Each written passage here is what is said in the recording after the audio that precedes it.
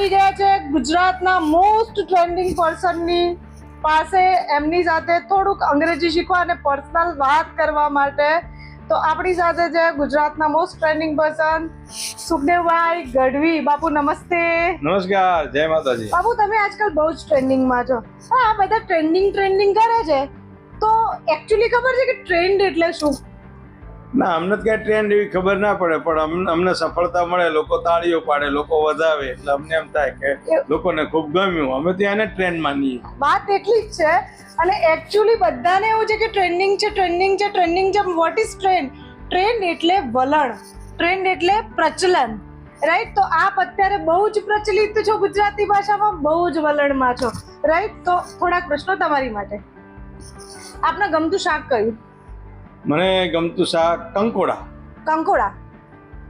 કંકોડા એટલે સ્પીની ગોડ ઇંગ્લિશમાં, અથવા સ્પાઇની ગોડ, બંને બોલી શકાય. અને ગમતું ફ્રૂટ?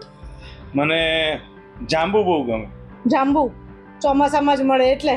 ચોમાસામાં મળે. અમે ચોમાસામાં અમારા પ્રોગ્રામ ઓછા હોય ને એટલે જાંબુ ખાખા કરીએ. જાંબુનું ઇંગ્લિશ ખબર છે?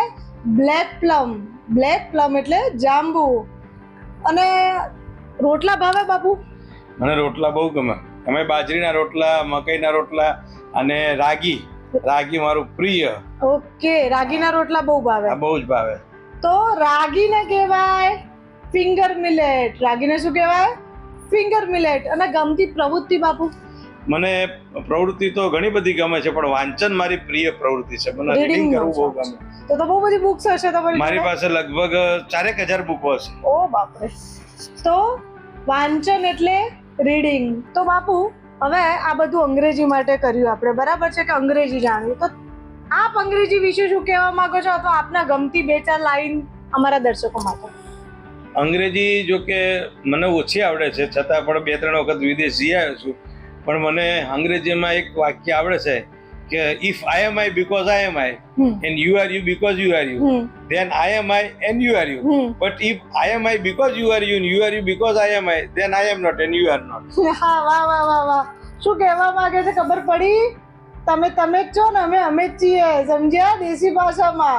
અને કંઈક બીજું ગુજરાતી અમારા દર્શકો માટે. મને ગુજરાત તો ખૂબ વહાલું છે ને એમાંય મારા કાર્યક્રમમાં જ્યારે ગુજરાતના મુખ્યમંત્રી ભૂપેન્દ્રભાઈ પટેલ સાહેબ આવીને બેઠા અને મને આટલી બધી નામના મળી, એ મારા સદભાગ્ય છે. અને ગુજરાત વિશે તો હું કાયમ કહું છું કે પ્રેમ કેરો સાદ છે, પ્રભુજીનો પ્રસાદ છે, એવી પ્રકૃતિનો વરસાદ છે બોસ, એવું આ ગુજરાત છે.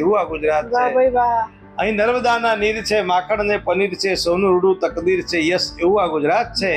અહીં ભોજનમાં ખીર છે, સંસ્કારમાં ખમીર છે, અને પ્રજાપતિ સુરવીર છે, કારણ આ તો સરદાર પટેલનું ગુજરાત છે, મહાત્મા ગાંધીનું ગુજરાત છે, હમીરસિંહજી ગોહિલનું ગુજરાત છે, સિદ્ધરાજ જયસિંહનું ગુજરાત છે, એથી વધી અને માં ખોડલ, માં નાગલ, માં સોનલનું ગુજરાત છે. આ તો સ્વામિનારાયણ ભગવાનનું ગુજરાત છે. આ તો સોમનાથ મહાદેવનું ગુજરાત છે. વાહ ભાઈ વાહ, કેવું લાગ્યું? મજા આવ્યું ને? વાયરલ એમને એમ જ નથી થવાતું, નોલેજની પણ એટલી જ જરૂર પડે છે. તો બન્યા રહો ડિયર મેડમ સાથે. બાપુ અમારા દર્શકોને પણ એક રિક્વેસ્ટ કરી દો કે ડિયર મેડમ નામની ચેનલ આપ પણ જુઓ છો કે નથી જોતા? દર્શક મિત્રો, મને જ્યારે ઇંગ્લિશ શીખવાનું મન થયું ત્યારે મારું પણ ધ્યાન દોરવામાં આવ્યું કે ડિયર મેડમ ચેનલ ખૂબ સરસ છે. અને જેમ આપણે રેપિડેક્સ ઇંગ્લિશ કોર્સ આવતો એની પુસ્તિકા આવતી, અને એ આપણે બહુ જ એ વખતે પ્રચલિત હતી, આજથી 20 વર્ષ પહેલાં. એ જ રીતે આજના ટ્રેન્ડમાં, જેમ મેડમ કીધું ને ટ્રેન્ડમાં, તો આજના ટ્રેન્ડમાં ડિયર મેડમ ચેનલ છે ને એ ખૂબ જ સારી ચાલી રહી છે. તો એને લાઈક કરજો, શેર કરજો, સબસ્ક્રાઈબ કરજો અને જોતા રહેજો. જો તમારે ઇંગ્લિશ શીખવું હોય, જો તમારી ઈચ્છા ભવિષ્યમાં તમારા બાળકોની વિદેશમાં સેટ થવાની, વિદેશમાં જવા આવવાની, અને કોઈ સારા બિઝનેસમાં, કોર્પોરેટમાં તમારી ઈચ્છા હોય બિઝનેસની, ધંધો કરવાની, તો બન્યા રહેજો ડિયર મેડમ સાથે, કારણ કે તમને A to Z ઇંગ્લિશ શીખવશે ડિયર મેડમ. નમસ્કાર. જય માતાજી.